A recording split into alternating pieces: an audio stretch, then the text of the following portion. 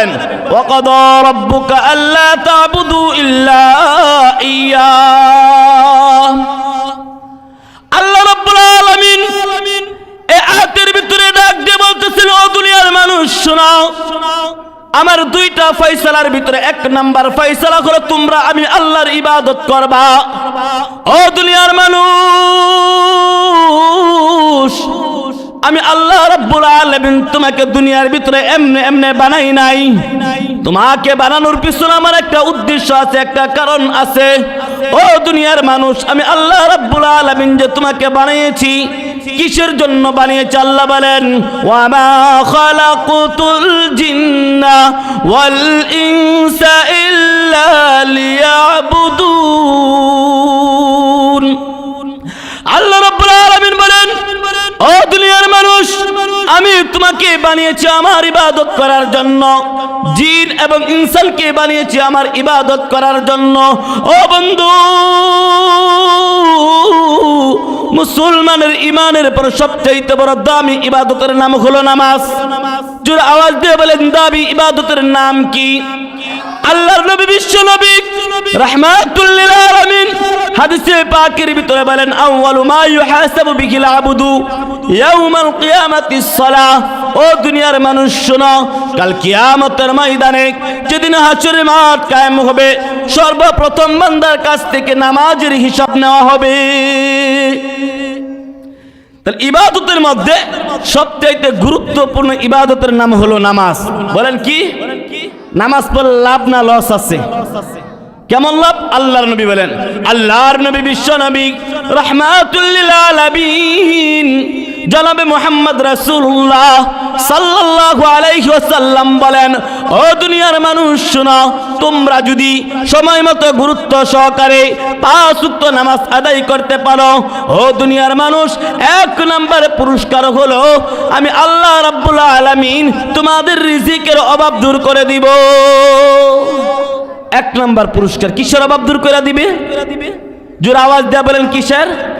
এই রিজিকের জন্যই তো দুনিয়ার সব শেষ করলাম। এই রিজিকের পিছনে দৌড়ে নামাজ সাল্লাম, রোজা সাল্লাম, হজ সাল্লাম, যাকাত সাল্লাম, দান করে সব সাল্লাম। আল্লাহর নবী বলেন, এক নাম্বার নামাজি ব্যক্তির পুরস্কার হলো আল্লাহ রাব্বুল আলামিন রিজিকের অভাব দূর করে দিবে। আল্লাহর নবী বলেন, ও দুনিয়ার মানুষ শোনো, 2 নম্বরে পুরস্কার হলো যেই ব্যক্তি 5 ওয়াক্ত নামাজ সময় মতো আদায় করবে, আমি আল্লাহ রাব্বুল আলামিন ওই ব্যক্তিকে কবরের আযাব থেকে মুক্তি দিয়া দিব।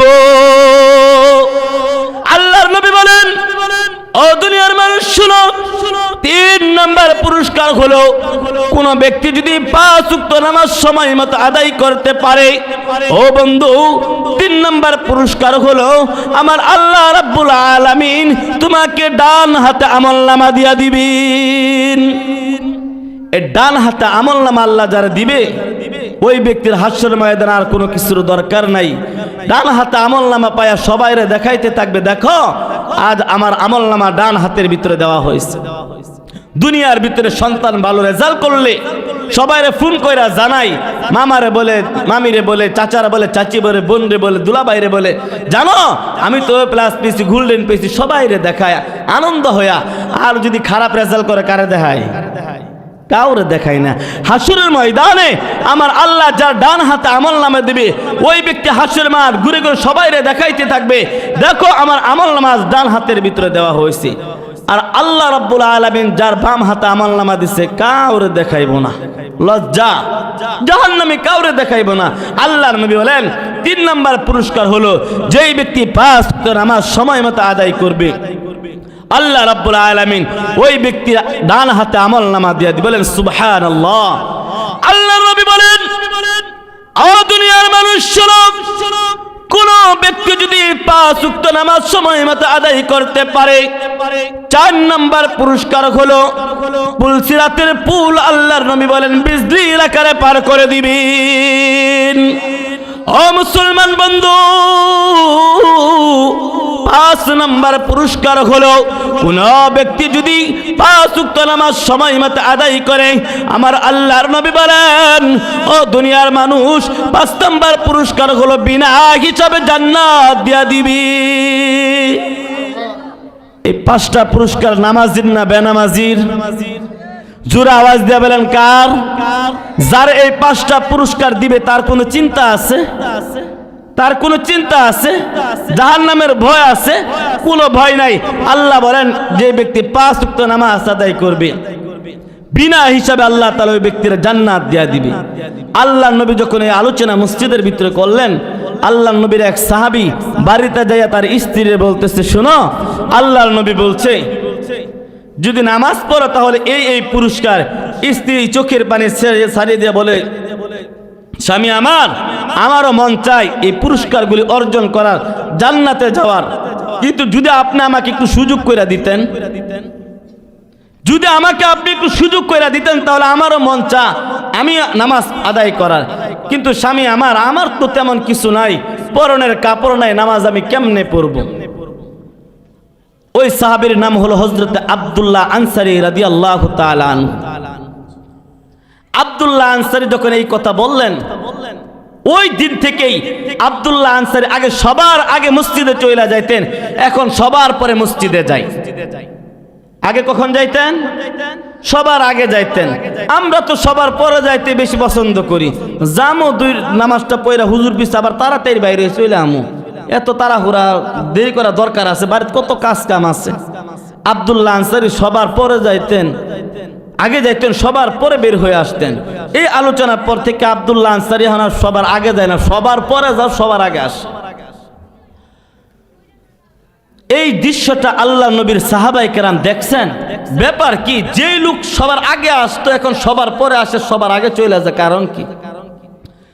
আল্লাহর নবীর কাছে অভিযোগ করলেন, ইয়া রাসূলুল্লাহ, ইয়া হাবিবাল্লাহ,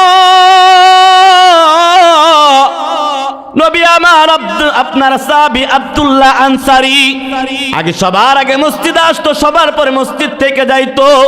ওগো নবী আমার, এখন আপনার সাহাবী সবার পরে মসজিদে আসে, সবার আগে মসজিদ থেকে বের হয়ে যা। আল্লাহর নবী, বিশ্ব নবী এই ঘটনা 2-3 দিন দেখার পর একদিন ফজরের সালাত আদায় করিয়া আব্দুল্লাহ আনসারীর বাড়িতে গেলেন। সাহাবায়ে কেরাম আব্দুল্লাহ আনসারীর বাড়িতে যাইয়া তো ঘরের দরজায় টোকা দিলেন, ডাক দিয়ে বলে, আব্দুল্লাহ আনসারী দরজা খুলো। আল্লাহর নবী, বিশ্ব নবী তোমার ঘরের দরজায় হাজির। আব্দুল্লাহ আনসারী দরজা খুলে না, আল্লাহর নবী চলে আসতেছিলেন, এমন মুহূর্তে আব্দুল্লাহ আনসারী দরজা খুলে দিয়েছে আর ডাক দিয়ে বলে, নবী আমার আপনি যাবেন না, আপনি একটু দাঁড়ান, আপনি কেন আসছেন আমি বুঝতে পারছি। আব্দুল্লাহ আনসারী এবার ডাক দিয়ে বলে, নবী আমার আপনি এই জন্য হয়তো আসছেন, আমি সবার পরে মসজিদে যাই, সবার আগে মসজিদ থেকে বের হয়ে আসি। ওগো নবী আমার, আমি আব্দুল্লাহ আনসারী এমনি এমনি সবার পরে মসজিদে যাই না, আর সবার আগে মসজিদ থেকে বের হয়ে আসি না। ওগো আল্লাহর নবী আমার, আমি আব্দুল্লাহ আনসারী এত গরিব, নামাজ পড়ার মতো ভালো কোনো কাপড় নাই, আমার ঘরে তেমন কোনো খাবারও নাই। ওগো নবী আমার, আমি আব্দুল্লাহ আনসারী এত গরিব, একটা মাত্র নামাজ পড়ার মতো কাপড় আছে, এই কাপড়টা পরিয়া আমিও নামাজ পড়ি, আমার স্ত্রীও নামাজ পড়ে। ওগো আল্লাহর নবী, আপনি যখন আমার বাড়িতে আসলেন, আপনার সাহাবীরা যখন আমাকে ডাকতেছিল, ওই মুহূর্তে আমি আব্দুল্লাহ আনসারী ঘরের ভিতরে একটা গর্ত করা আছে, ওই গর্তের ভিতরে বসেছিলাম, আর আমার পরনের কাপড়টা দিয়ে আমার স্ত্রী নামাজ পড়তেছিল। এই কথা শোনার পর আল্লাহর নবীর চোখ দিয়ে পানি বের হয়ে গেল। নবী আমার ডাক দিয়া বলে, আব্দুল্লাহ তুই এত গরিব, তুই কেন আমারে বলস নাই? চল মসজিদে নববীর ভিতরে চল। আব্দুল্লাহ আনসারীকে নিয়ে আল্লাহর নবী মসজিদে নববীর ভিতরে গেলেন। মসজিদে নববীর ভিতরে যাইয়া আল্লাহর নবী সাহাবায়ে কেরামদেরকে বলে, ও আমার সাহাবীরা শোনো, কার কেমন আওকাত আছে জানি না, কে আছে আব্দুল্লাহ আনসারীর পাশে দাঁড়াবা, আব্দুল্লাহ আনসারীকে সাহায্য সহযোগিতা করবা। সবাই আব্দুল্লাহ আনসারীকে সাহায্য সহযোগিতা করলেন। আল্লাহর নবী বিশ্ব নবী রাহমাতুল লিল আলামিন এবার আব্দুল্লাহ আনসারীকে নিয়ে বললেন, চলো তোমাকে বাড়িতে আগাই দিয়ে আসি। আল্লাহর নবী বিশ্ব নবী যখন আব্দুল্লাহ আনসারীকে নিয়ে বাড়ির গেটের ভিতরে আসলেন, আসা মাত্রই বাড়ির ভিতর থেকে দুইটা বাচ্চার কান্নার আওয়াজ শোনা যায়। আল্লাহর নবী ডাক দিয়া বলে, ওগো আব্দুল্লাহ আনসারী, তোমার কি বাড়িতে বাচ্চা আছে নাকি? আব্দুল্লাহ আনসারী এবার চোখের পানি সামলাইতে পারে না, চোখের পানি ছাড়িয়া ছাড়িয়া নবীকে বলে, নবী আমার দুইটা নাবালেগ বাচ্চা আছে গো নবী। এই দুইটা বাচ্চা ক্ষুধার তাড়নায় যন্ত্রণায় কাতরাচ্ছিল। ওগো নবী আমার, আমি ফজরের নামাজ পড়ে আইসা আমার দুইটা বাচ্চার খেজুর গাছের সাথে আমি জোর করিয়া বাঁধছি।